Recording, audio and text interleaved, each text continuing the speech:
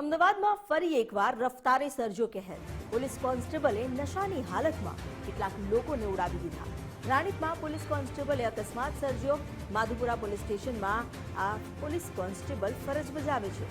યુવરાજસિંહ વાઘેલા નામના કોન્સ્ટેબલે અકસ્માત કર્યો, જે પૂરપાટ ઝડપે કાર હંકારી રહ્યા હતા તેવો સ્થાનિકોએ આક્ષેપ લગાવ્યો છે. પોલીસ કોન્સ્ટેબલ નશાની હાલતમાં હોવાનો પણ દાવો કરવામાં આવ્યો. ઘટનામાં 3 થી 4 લોકો ઇજાગ્રસ્ત થયા છે, જેમાંથી એકની હાલત ગંભીર બતાવાઈ છે. નંબર પ્લેટ વગરની કાર લઈને કોન્સ્ટેબલ ફરી રહ્યો હતો.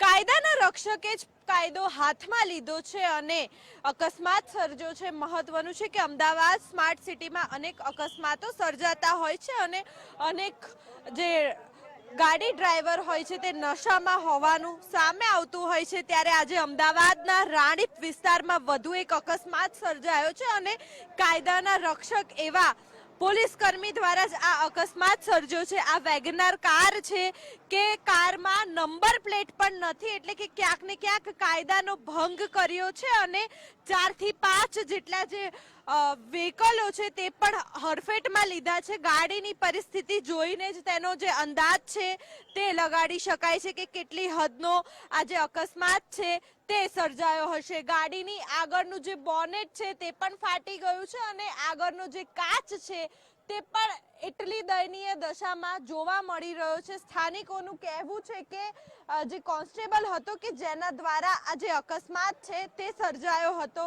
તે નશામાં હોવાનું સામે આવી રહ્યું છે. આ ગાડીની પરિસ્થિતિ છે હાલ કે કેટલી હદનો અકસ્માત સર્જાયો હશે તે આ ગાડીની હાલત પરથી જ નજરે જોઈ શકાય છે કે કેવા પ્રકારનો અકસ્માત સર્જ્યો છે. મહત્વની વાત એ સામે આવી રહી છે કે લગભગ 4 થી 5 જેટલા જે લોકો છે તેમને આ જે કોન્સ્ટેબલ છે તેને અડફેટે લીધા હતા અને કહી શકાય કે 3 લોકોને ગંભીર ઈજાઓ પહોંચી છે, જ્યારે એક વ્યક્તિ ખાસ કરીને ગંભીર હાલતમાં હોવાનું સામે આવ્યું છે. ત્યારે હવે આ કોન્સ્ટેબલ સામે કયા પ્રકારની કાર્યવાહી કરવામાં આવશે તે મોટો પ્રશ્ન છે. આ અકસ્માતને પગલે અહીંયા ખૂબ મોટી સંખ્યામાં જે ટોળા છે તે એકઠા થયા છે અને સ્થાનિકોનું પણ કહેવું છે કે જે કોન્સ્ટેબલ હતો તે નશામાં હતો અને તેની સામે કાર્યવાહી કરવા પણ માંગ કરવામાં આવી રહી છે.